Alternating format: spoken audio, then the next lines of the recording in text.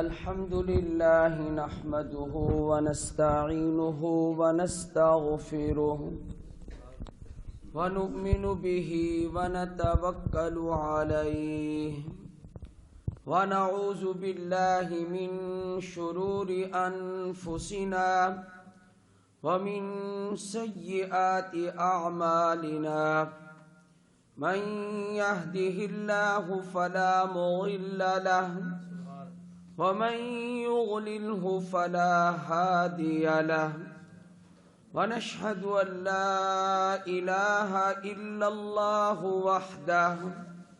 وحده لا شريك له ونشهد أن سيدنا ومولانا محمدا عبده ورسوله أما بعد فأعوذ بالله من الشيطان الرجيم بسم الله الرحمن الرحيم لقد جاءكم رسول من أنفسكم عزيز عليه ما عنتم حريص عليكم بالمؤمنين رؤوف رحيم قال النبي صلى الله عليه وسلم أنا رحمة مهداة صدق الله العظيم وصدق رسوله النبي الكريم اللهم صل على محمد وعلى آل محمد كما صليت على إبراهيم وعلى آل إبراهيم إنك حميد مجيد اللهم بارك على محمد وعلى آل محمد كما باركت على إبراهيم وعلى آل إبراهيم إنك حميد مجيد اللہ تعالیٰ کا یہ بہت بڑا احسان ہے کہ اس نے ہمیں آج ذکر رسول کے لیے جمع کیا ہے۔ آپ حضرات نے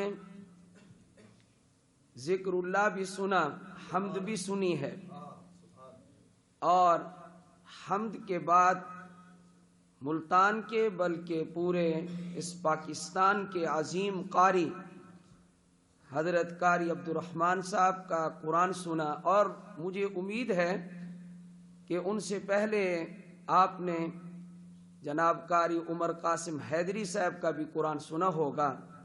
ماشاءاللہ اللہ نے دونوں حضرات کو نوازا ہے اور بہت اچھا قرآن مجید پڑھتے ہیں۔ اور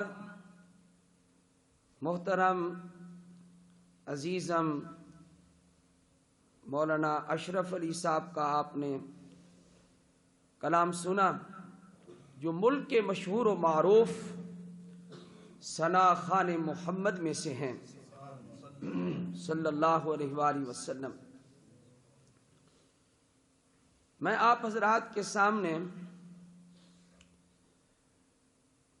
چند باتیں عرض کروں گا، لیکن مجمع ہمیشہ مجھے تھکا ہوا ہی ملتا ہے،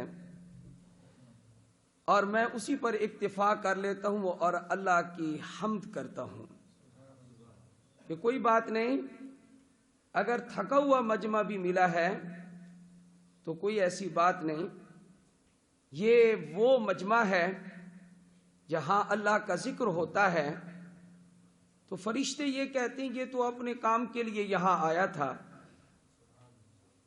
ٹھیک ہے باقیوں کو آپ نے بخش دیا، نواز دیا، تو اللہ جواب میں ارشاد فرماتے ہیں یہ وہ مجلس ہے لا یشقا جلیسہم، کہ ان میں بیٹھنے والا محروم نہیں جائے گا، چاہے غلبہ ہو بھی جائے نیند کا کوئی حرج نہیں ہے۔ آپ حضرات کو جگایا جا رہا تھا تو امید ہے آپ اسی سے جاگ گئے ہوں گے جو میں نے عرض کیا ہے، ورنہ انشاءاللہ آپ آگے جاگیں گے، اللہ آپ کو ہمت اور توفیق عطا فرمائیں گے۔ ہم لوگ رسول کریم صلی اللہ علیہ وآلہ وسلم کے محب ہیں، عاشق ہیں، آپ پر ایمان رکھتے ہیں اور آپ علیہ السلام کی جوتی کی خاک کو اپنی آنکھوں میں سرما بنانے کے لیے تیار ہیں۔ نبی اکرم صلی اللہ علیہ وسلم تو بہت اونچی ہستی ہیں۔ ایک شاعر نے جو اپنے اشعار میں یہ مصرع کہا ہے، علماء کا سب کا اتفاق ہے،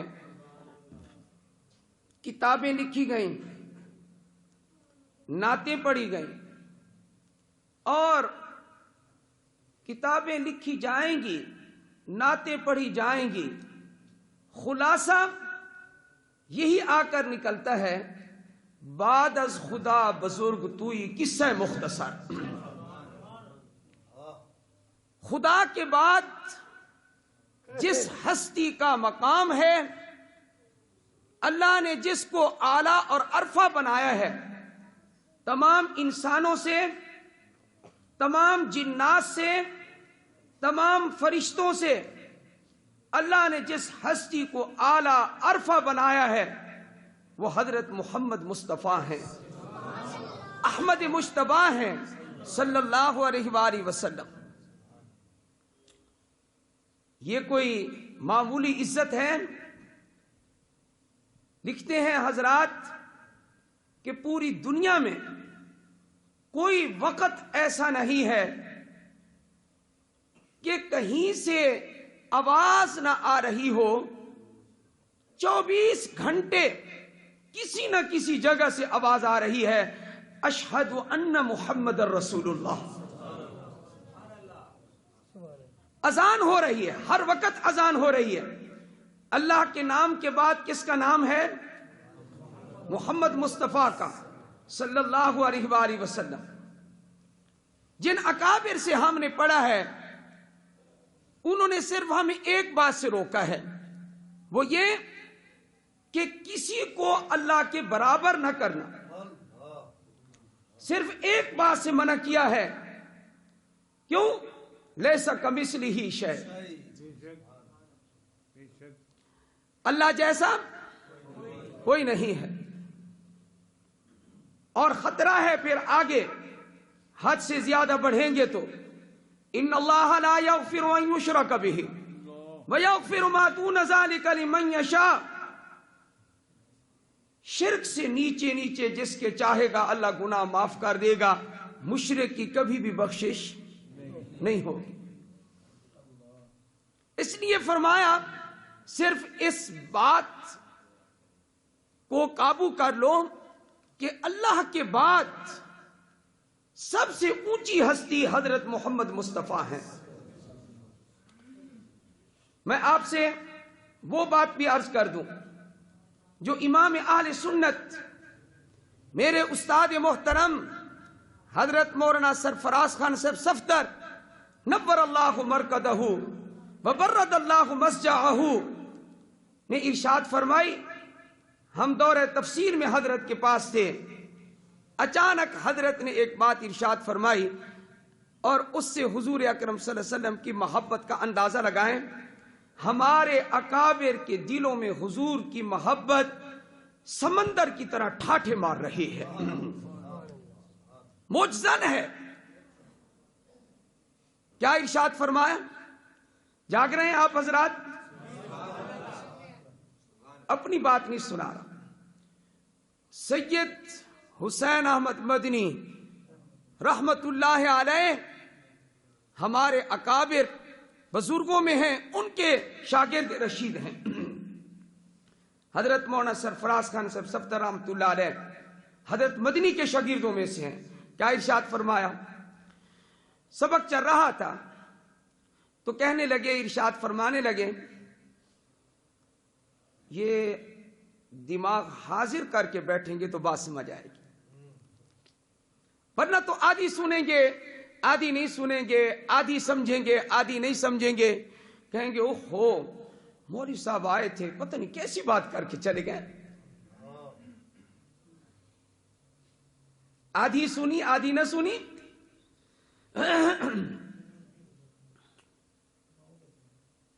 حضرت ارشاد فرمانے لگے کہ بظاہر لفظ ہے بظاہر کا، بظاہر ایک امتی اپنے نبی سے اعمال میں بڑھ سکتا ہے.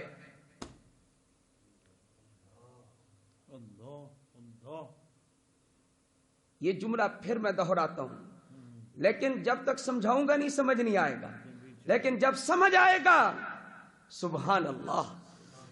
ایک امتی بظاہر اپنے نبی سے اعمال میں کیسے؟ فرمایا 15 سال 16 سال کی عمر میں بلوغت ہو جاتی ہے. 15 سال کوئی علامت بھی ظاہر نہ ہو، فقہا نے لکھا ہے بالغ سمجھا جائے گا بچہ. اس وقت سے نماز پڑھنا شروع کرے. اس کی عمر 100 سال ہو تو کتنے سال اس نے فرض نمازیں پڑھی؟ 85 سال. اور میرے آقا نے، میرے مدنی کریم نے صلی اللہ علیہ وسلم 11 نبوی میں، ہجری میں نہیں، 11 نبوی میں نبوت کے 11ویں سال جا کر نماز فرض ہوتی ہے. 11 نبوی. اس کے بعد 2 سال مکہ میں رہے، اس کے بعد 10 سال مدینہ منورہ میں رہے. مجھے بتائیں میرے آقا نے فرض نماز کتنے سال پڑھی؟ 12-13 سال، 12.5 سال میرے آقا نے فرض نماز پڑھی ہے. اور اس 15 سال میں بالغ ہونے والا بچہ، اور اس نے 100 سال عمر پائی، اس نے ایک نماز نہیں چھوڑی. اس نے فرض نماز کتنی پڑھی؟ 85 سال. بظاہر دیکھا جائے تو امتی کی فرض نمازوں کی تعداد زیادہ ہے اور پیغمبر کی فرض نمازوں کی تعداد کم ہے. لیکن میرے استاد محترم امام اہل سنت نے فرمایا یاد رکھو کہ پوری امت کی فرض نمازیں ترازو کے ایک پلڑے میں رکھی جائیں، پوری امت کے نوافل ترازو کے ایک پلڑے میں رکھے جائیں، پوری امت کی زکاتیں ترازو کے ایک پلڑے میں رکھی جائیں، پوری امت کا جہاد ترازو کے ایک پلڑے میں رکھا جائے، پوری امت کی صوفیاء اولیاء کا ذکر و اذکار ترازو کے ایک پلڑے میں رکھا جائے، حاجیوں کا حج ترازو کے ایک پلڑے میں رکھا جائے، سخیوں کی سخاوت ترازو کے ایک پلڑے میں رکھا جائے، اور عورتوں کی عبادت ترازو کے ایک پلڑے میں رکھی جائے. فرمایا پوری امت کی عبادات کو ترازو کے ایک پلڑے میں رکھا جائے، اور میرے نبی کا صرف پوری عمر کا ایک وضو ترازو کے دوسرے پلڑے میں رکھا جائے، میرے نبی کا وضو بھاری ہو جائے گا.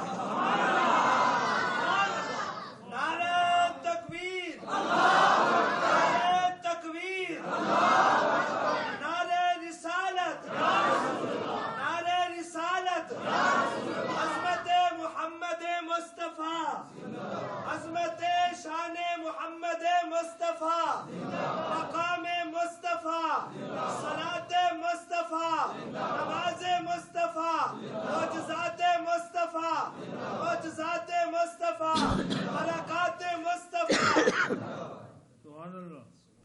اب آپ یہ دل سے بتائیں آپ کو سمجھ آئی ہے بات؟ جی میرے نبی کی زندگی کا صرف ایک وضو آپ کی تہجد پر بھاری، آپ کے ذکر و اذکار پر بھاری، آپ کی خشیت پر بھاری، آپ کے تقوی پر بھاری، آپ کی للہیت پر بھاری، آپ کے قرآن پڑھنے پر بھاری، کوئی نازانا نہ ہو، میرے نبی کا ایک وضو سب پر بھاری ہے صلی اللہ علیہ وآلہ وسلم.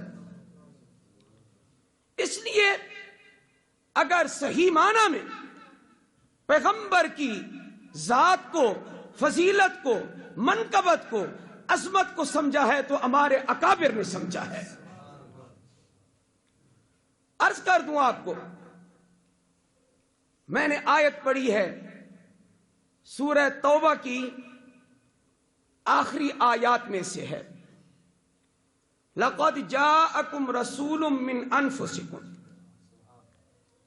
اللہ نے یہاں تاکیدیں ذکر کی ہیں، لام مفتوح، قد ماضی کا صیغہ، لقد جاءکم، البتہ تحقیق آ گیا تمہارے پاس، رسول ان پر تنوین بھی تعظیم کی ہے، عظیم الشان رسول تمہارے پاس تشریف لایا ہے، من انفسکم، وہ تم ہی میں سے ہے۔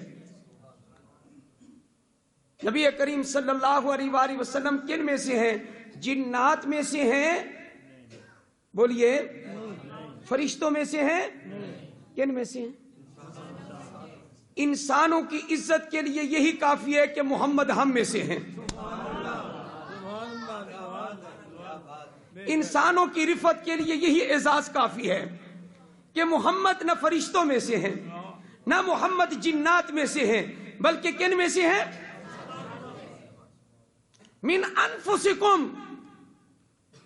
سیدنا عبداللہ بن عباس رضی اللہ تعالی عنہما یہاں دوسری قرات ارشاد فرماتے ہیں، حضرت قاری صاحب پر میری نظر اب پڑی ہے، جہاں مجودین کا اجتماع ہو وہاں ایک طالب علم کو درمیان میں بٹھا دیا جائے، اس کے لیے امتحان کے علاوہ تو کچھ نہیں ہے۔ من انفسکم، اس کا ترجمہ فرمایا، البتہ تحقیق تمہارے پاس رسول آیا ہے، عظیم الشان رسول، من انفسکم، دنیا بھر کے تمام خاندانوں میں سے نفیس ترین خاندان میں سے آیا ہے۔ من انفسکم، اس میں تفضیل کا صیغہ ہے، نفیس کا اس میں تفضیل ہے۔ فرمایا من انفسکم، اور کیوں نہ ہو، سیرت کی کتابوں میں دو روایتیں ملتی ہیں۔ نمبر ایک، جبریل علیہ السلام نے کہا، عرض کی، اے اللہ کے رسول صلی اللہ علیہ وسلم، پوری روئے زمین کا میں نے چکر لگایا ہے۔ کس نے چکر لگایا؟ جبریل امین نے۔ ایک ایک خاندان کو میں نے دیکھا ہے، بڑے بڑے خاندانوں کو میں نے دیکھا ہے، لیکن اے محمد تیرے خاندان جیسا کوئی خاندان نہیں ہے۔ نعرہ تکبیر، نعرہ رسالت، شان صحابہ، شان اہل بیت، شان اولیاء اللہ۔ دوسری روایت مسلم شریف کی ہے، نبی علیہ السلام نے ارشاد فرمایا، اللہ جل جلالہ نے پوری کائنات میں سے حضرت ابراہیم علیہ السلام کے ایک لخت جگر کو چن لیا۔ آپ بھی سمجھ گئے ہوں گے، حضرت اسماعیل علیہ السلام اور اسماعیل علیہ السلام کی اولاد پھیلی، فرمایا ان میں سے اللہ نے بنو کنانہ کو چن لیا، بنو کنانہ میں سے اللہ نے قریش کو چن لیا، قریش میں سے اللہ نے بنو ہاشم کو چن لیا، اور فرمایا بنو ہاشم میں سے محمد کو چن لیا صلی اللہ۔ پوری دنیا میں محمد کی مثال نہیں ہے صلی اللہ علیہ وآلہ وسلم۔ عزیز علیہ ما عنتم، میں نے بہت سارے اہل علم کو دیکھا، یہاں آتے ہیں ترجمہ ہی بھول جاتے ہیں۔ ما عنتم کا کیا ترجمہ؟ شروع سے یاد رکھ لیں کہ ما مصدریہ ہے، عنتم فعل ہے، اس کو مصدر کے معنی میں کر دے گا۔ تمہارا مشقت میں پڑ جانا، تمہارا تکلیف میں پڑ جانا، یہ محمد کو گرا گزرتا ہے۔ عزیز علیہ ما عنتم، محمد دوسروں کو خوشیاں بانٹتا ہے، محمد دوسروں کا غم خار ہے، محمد ہمدرد ہے،